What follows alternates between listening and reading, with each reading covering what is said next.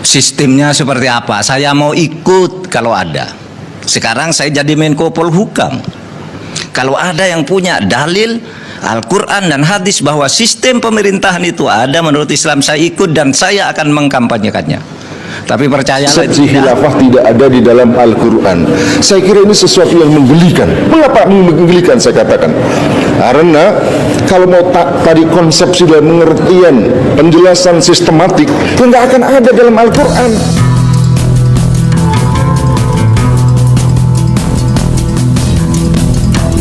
Tidak ada sistem pemerintahan di dalam Islam itu. Sistemnya bebas berdasar pilihan sendiri, sehingga negara kita, negara Republik Indonesia ini, sistem pemerintahannya sudah sesuai dengan Islam. Karena Islam tidak mengajarkan sistem. Coba saya tanya, siapa sih yang suka ngajak-ngajak ke khilafah itu? Sistemnya seperti apa? Saya mau ikut kalau ada. Sekarang saya jadi Menko Polhukam. Kalau ada yang punya dalil Al-Quran dan hadis bahwa sistem pemerintahan itu ada menurut Islam, saya ikut dan saya akan mengkampanyekannya. Tapi percayalah, itu tidak ada sistem itu. Sistem itu bebas. Konsepsi khilafah tidak ada di dalam Al-Quran. Saya kira ini sesuatu yang menggelikan. Mengapa menggelikan saya katakan? Karena kalau mau tadi konsepsi dalam pengertian penjelasan sistematik, itu nggak akan ada dalam Al-Quran. Jangankan khilafah, sholat juga nggak ada.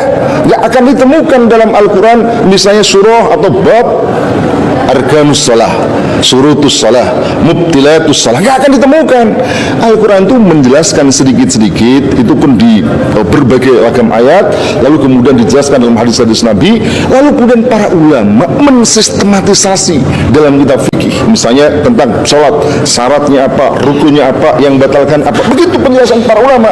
Demikian juga tentang khilafah, tentang daulah Islamiyah, itu yang nggak akan ditemukan bagaimana sistematika khilafah dalam Al-Quran. Tetapi para ulama membahas, mengkaji, melakukan istiqra' pembacaan terhadap itu semua, lalu kemudian mereka menyusun sistematikanya, mensistematisasi. Katalah seperti yang dilakukan oleh Imam Al-Mawardi rahimahullah, beliau mengarang kitab Al-Ahkamus Sultaniyah. Kalau kita lihat dalam buku itu, setidaknya memberikan satu gambaran bagaimana sistem pemerintahan Islam, bagaimana khilafah itu, dan itu semua didasarkan oleh Al-Quran dan Sunnah.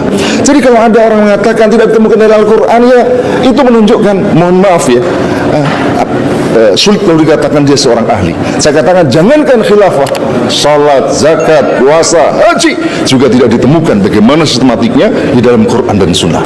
Itu hanya akan didapatkan dalam kitab fikih. Dan nanti siapa yang mengingkari, uji itu.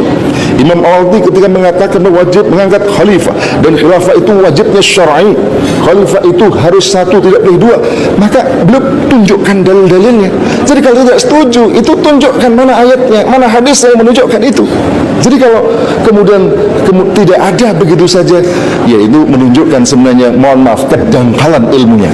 Karena khilafah Rasyidah itu Rasulullah memerintahkan kita untuk meniru mereka.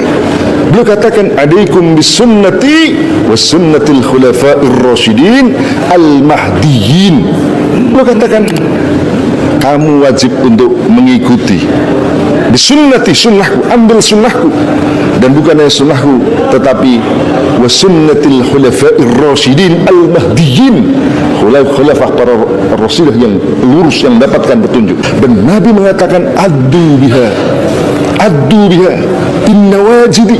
Beliau kata, addu biha, peganglah, gigitlah sunnahku dan sunnah khulafah rasyidin itu bin nawajidi, gigit dengan gigi geraham. Artinya jangan sampai lepas. Kalau pakai tangan mungkin akan bisa lepas, tapi gigit dengan gigi geraham yang kuat. Itu artinya bahwa umat Islam wajib untuk melaksanakannya. Saya kira tadi juga satu hal yang aneh ketika ditanyakan itu boleh dipelajari, ya, wajib. Dia sendiri mengatakan fardu kifayah. Fardu kifayah itu apa? Fardu kifayah tidak kepada seorang, ya betul. Tetapi ingat, ketika khilaf fardu kifayah itu belum diwujudkan, maka menjadi tanggung jawab setiap orang untuk mengerjakan. Dan mestinya ketika itu disebut sebagai fardu kifayah, maka tidak boleh dibatasi, tidak boleh apalagi dihalangi. Tetapi justru umat Islam bersama-sama bekerja bagaimana agar fardu kifayah itu bisa terwujud.